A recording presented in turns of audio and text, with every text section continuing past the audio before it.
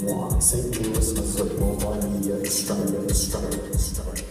I'm Goble, Patty Goble, 2001. St. Louis, Missouri, multimedia, Australia.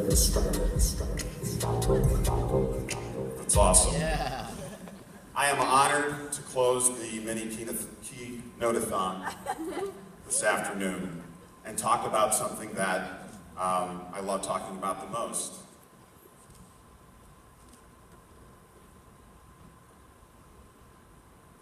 And that is keynotes and how to create them. So first thing we need to do is... Yeah, do it again. Okay. I love talking about my students, and I love to ask you who will tell your story.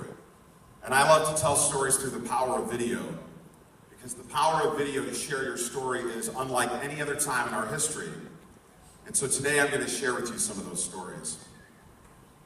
The first one I'd like to talk about is a young boy named Donnie. Donnie's babysitter was the television growing up. That's me.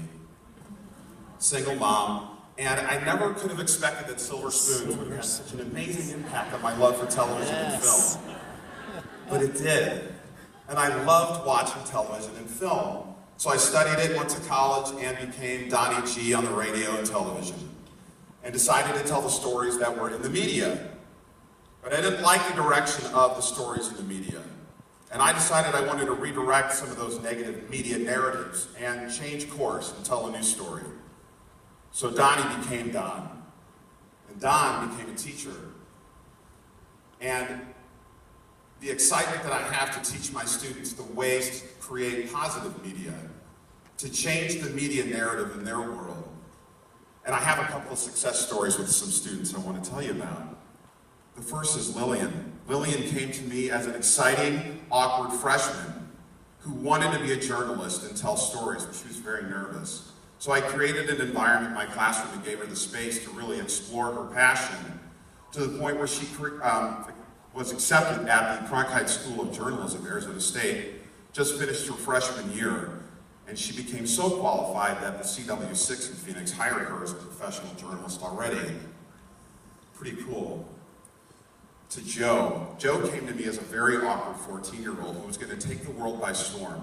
He wanted to go to Hollywood, make movies, become a famous director, and he knew that he would. And he had many people tell him that he wouldn't. But I believed in him, and I gave him a space to explore that passion. Even when his college counselors said, Joe, what are your backup plans for USC's film school? Because you're not going to get in there. Not only did he get into USC's film school, he graduated in 4 years, and as a 24-year-old is producing music videos for the Grammy Award-winning Kendrick. Pretty exciting. To my student Ben. Ben was my first year teaching, I had Ben. Ben ran the television show, ran the media department.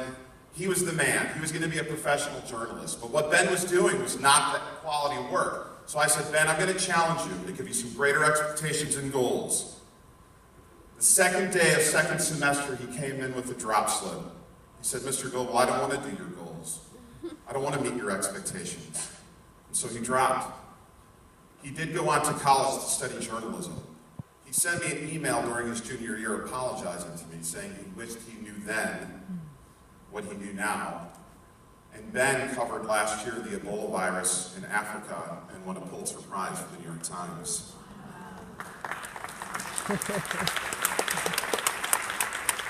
Now, although these stories are really exciting and inspiring, one of the most inspiring stories of my career so far as an educator occurred last year at iPadpalooza.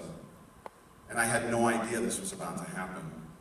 So I came to iPadpalooza to talk about my famous 6-word story, 6-shot videos, talking about mobile journalism, but really allowing you and empowering you to tell your story through video. And I found a tweet of a student who had come to one of my sessions, Liz. Now, Liz was the student that really has changed the way I do professional development. Because I saw a tweet from Liz that said she was having a great day, learning so much here last year, and she actually tweeted at me and said, you gave me the tools I needed to feel confident, put myself out there. But I didn't know what that meant yet, until a week after iPadpalooza. when Liz tweeted towards me and Felix Giacomino and thanked us for inspiring her to make a video of her cancer story. So I am ready to tell everyone my story. My name is Elizabeth, and I live in San Antonio, Texas. I just turned 32. I was diagnosed with stage 3 breast cancer about 6 months ago in January of 2015. My life turned upside down, and there were so many questions in the air of what life was going to look like. I've decided to record my story for any other women who may be facing this issue so that they might have a peek at what life really looks like when you get that diagnosis of breast cancer. The power and courage that Liz shared through the power of video was absolutely inspiring. And I'd like to invite Liz up on stage right now. Liz Reed.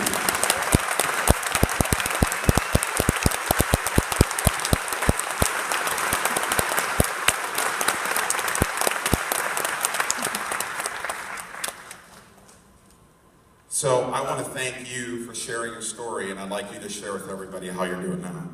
I am cancer-free. I just had 1 year cancer-free. You guys, you have no idea the possibilities for inspiration this week. I hope you have an amazing iPadpalooza, and find your voice, tell your story. Liz, thanks for coming back up and letting me share your story.